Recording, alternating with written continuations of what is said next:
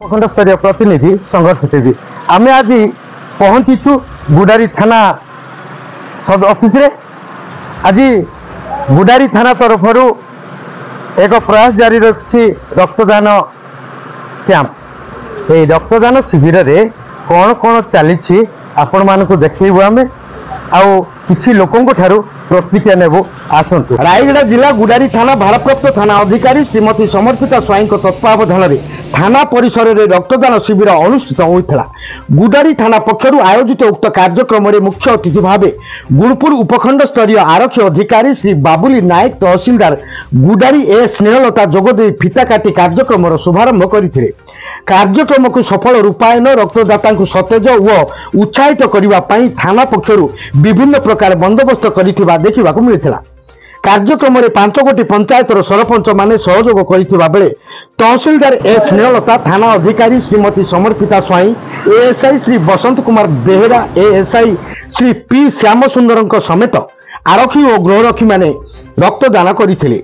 एही परिप्रेक्षी रक्त संग्रहकारी टीम पक्षर उपखंड स्वास्थ्य केन्द्र गुणपुर डाक्तर प्रियदर्शन जेना, एलटी चंद्रशेखर पात्र, राकेश कुमार पंडा व सहयोगी माने उपस्थित रही 30 यूनिट रक्त संग्रह करथिले। कार्यक्रम में जेपरी त्रुटि न हुए से गुणपुर उपखंड आरक्षी अधिकारी श्री बाबुली नायक निरीक्षण करथिले। गुणपुर सब डिविजन एसडीपी अछि हमर गुडारी मैडम को आपण जानि एटा पुलिस गुडारी पुलिस तरफ गोटे अभिनव प्रयास जारी कराई जहाँकि से उद्देश्य है कौन लोक जब रक्तहीनतार मृत्युवरण न करती से अभिनव प्रयास करने सहित आमर गुणपुर डॉक्टर सुजिता मैडम सहित जोगाजोग कर आज रक्तदान महापुण्य कार्य ग्रहण कर गुडारी समस्त जनसाधारण युववर्ग सहयोग कर आज प्रोग्राम रे 70 यूनिट रक्त संग्रह करने योजना कराई। तो सर खरा दिन राति जो रही केमिति प्रयास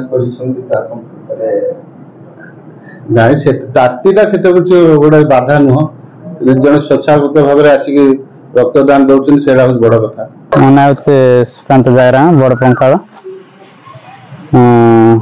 रक्त देवाक आसली मो रक्त अन्य लोक सुस्थ हो पारे। ना जजात केसलीमा मो भुरकोट आसली ब्लड डोनेट करने गुडारी पुलिस थाना पहुँचली से बहुत सरकारी ऑफिसर उपयुक्त थे मोर वर्तमान देवा कारण यही जे जो मैंने असुस्थ रोचे से मोर ब्लड से पाखक पहुँची जाओ। आज जो प्रकार खरा हेले भी ब्लड डोनेट कर। धन्यवाद। रायगढ़ जिला गुणपुर उपखंड स्तरीय प्रतिनिधि प्रसाद लिमा रिपोर्ट संघर्ष टीवी।